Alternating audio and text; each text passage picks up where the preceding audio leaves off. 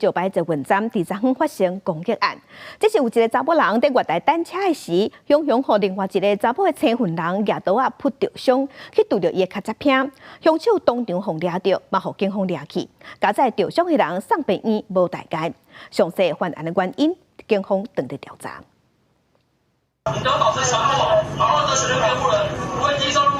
中低收入法律上的不祈求还负责的祈求者，在对你实施强力上抓好。关警提手铐将查人铐起来，是因为伊是伤人的现行犯。捷运石牌站一名女性乘客突然与警持水果刀刺伤坐在月台以上的另一名女性乘客，造成这位女性乘客左肩受伤，嫌疑人立即遭保全及现场民众合力制服。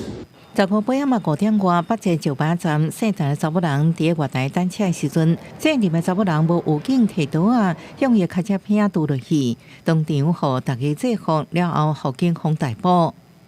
陈女背后有一处2至3公分伤口，经送医治疗无生命危险。本分局员警当场逮捕林女，除查明动机外，将依刑法伤害罪移送士林地检署侦办。受伤女乘客送医无生命危险，警方初步调查，拄人的姓林的查某人甲被害者无熟悉，为什么提刀啊伤人？动机甲原因拢在调查。台北市长蒋万安也大本说明结婚正常行婚，无用婚暴力犯罪行为，也要求北捷甲捷运警察队加强国站维安，守护市民的安全。记者综合报道。